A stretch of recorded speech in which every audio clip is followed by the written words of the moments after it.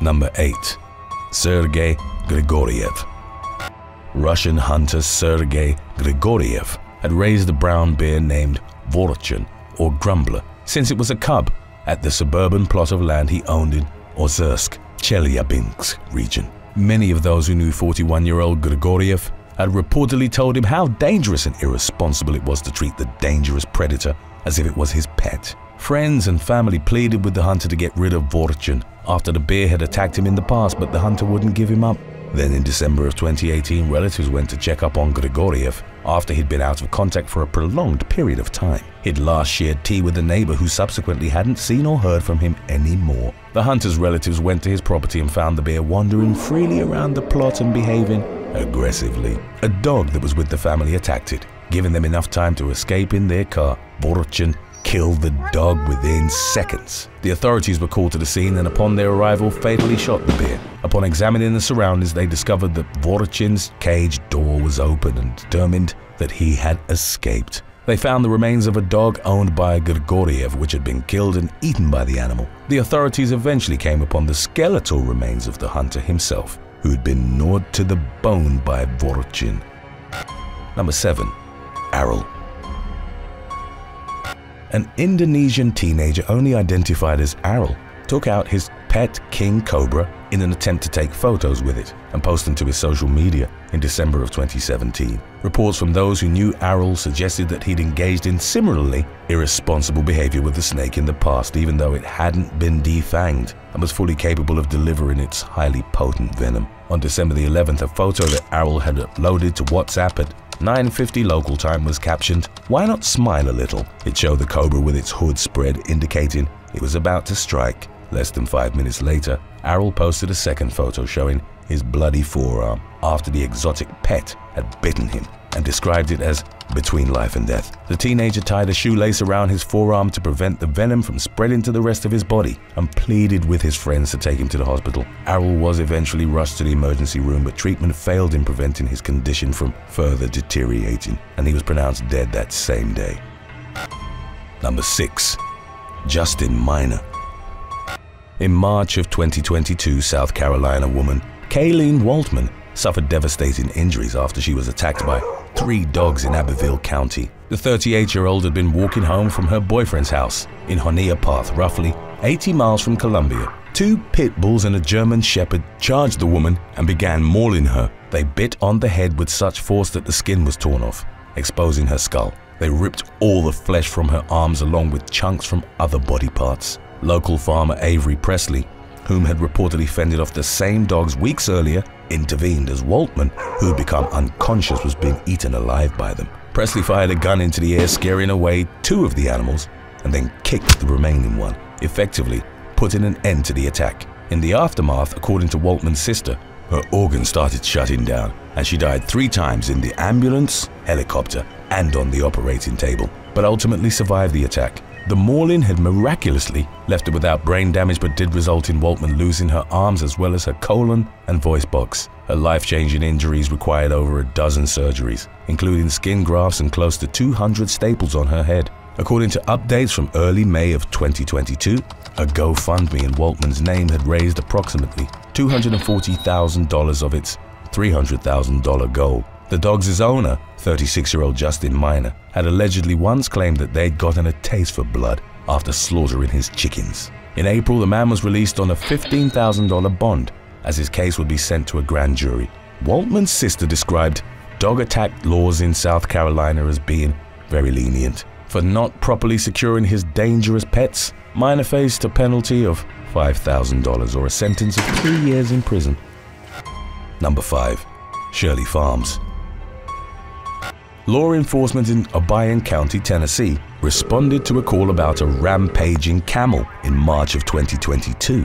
When deputies arrived at Shirley Farms in Obion, they found 2 unconscious men, subsequently identified as 42-year-old Bobby Metheny and Tommy Gunn, aged 67. Law enforcement immediately tried to provide aid to the victims and move them out of the camel's path. As they were in the process of transferring one of the men to the emergency medical services, the camel charged an Obion County Sheriff's Office vehicle.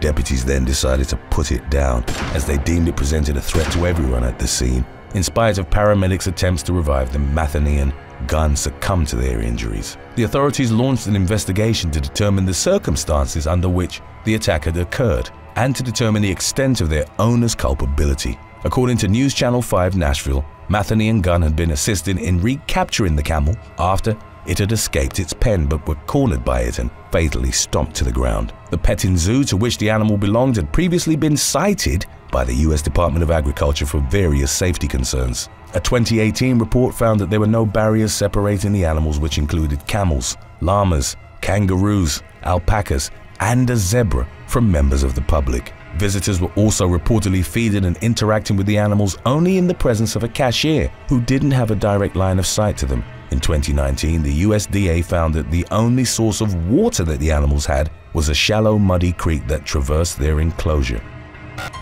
Number 4. Brandy Dowdy.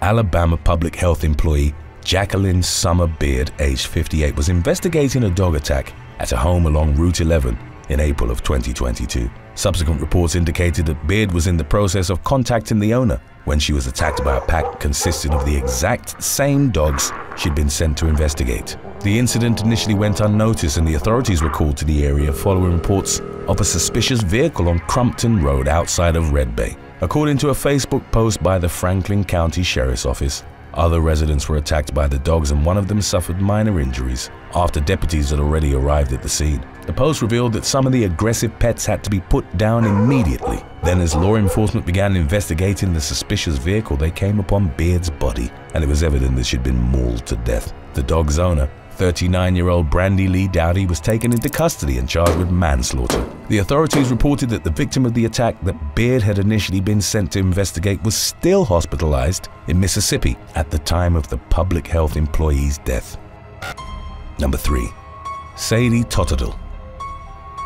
In June of 2020, 2 women received a combined jail sentence of 5 years following a fatal dog attack at the Ten Creek Holiday Park in Cornwall, England. The previous April, Sadie Total and Tawny Willis, both aged 28 at the time, were spending time together at the Caravan Park Social Club. The latter's son, Frankie, was left alone with Total's dog, Winston, in an adjacent caravan, in spite of the fact that the pet had been responsible for several attacks in the past. Both women had deemed that Frankie would be safe in its company. In the early hours of the morning, others in the park awoke to Willis screaming, "The dogs attacked my boy!" Frankie was found unresponsive after Winston had viciously mauled him. The boy ultimately succumbed to blood loss and paramedics pronounced him dead at the scene. A post-mortem examination revealed that he'd suffered at least 54 injuries during the attack. In the ensuing legal proceedings, Total was jailed for 3 years after pleading guilty to being the owner of a dog dangerously out of control, and she was banned from owning or controlling a canine for 10 years. Frankie's mother pleaded guilty to neglecting a young person and was given a 2-year prison sentence. Number 2. Tracy Taylor. British woman Laura Holmes and her friend Tracy Taylor were at the latter's Nottingham home in May of 2014. At some point during their meetup, Holmes, then in her early 20s and 7 months pregnant, went upstairs while in the middle of replying to a text message. She was then charged by Taylor's dog, a 9-year-old American Akita named Coda, who brought her to the ground. Holmes struggled to free herself from the dog's jaws as he clamped on her arm and then her leg. Before she eventually managed to get to a bathroom, Coda bit deep into her face, tearing off chunks of flesh from her mouth and cheek. She was rushed to the hospital where surgeons battled to save her face and baby. The child was born unaffected by the incident, but Holmes needed 60 stitches to mend her facial lacerations and was left scarred for life. Taylor surrendered Coda to the authorities in the immediate aftermath and the dog was put down. A day before the May 13th attack, new laws had taken effect according to which dog owners could be taken to court for failure to control their dangerous pets. Taylor received a 16-week jail sentence, suspended for a year, and was ordered to pay Holmes a little over $1,200 in compensation. The latter appeared on Good Morning Britain along with her baby to talk about her ordeal, and she expressed an intention of suing Taylor.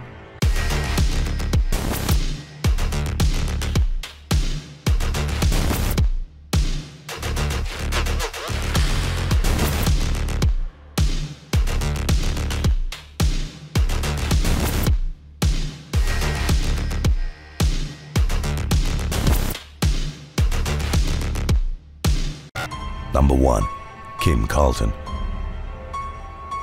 In May of 2007, Tanya Dumstresos was at a farm owned by her fiancé Kim Carlton in British Columbia, Canada. The facility, called Siberian Magic, housed exotic animals that included tigers, a lion, and a lemur. Carlton reportedly put on exotic and magic shows, charging a fee for visitors who wanted their photos taken with the big cats, who were described as his pets. The man wasn't present at the farm when Tanya Dumstresos went to the tiger enclosure, accompanied by her preteen daughter and teenage son. She then petted a tiger named Gangus goodnight, as she was known to routinely do. Gangus reportedly started playing with Tanya Dumstresos's dress and swiped at it, but hit her legs. He was the only tiger at the farm not to have been declawed, and the paw strike severed an artery in the woman's leg.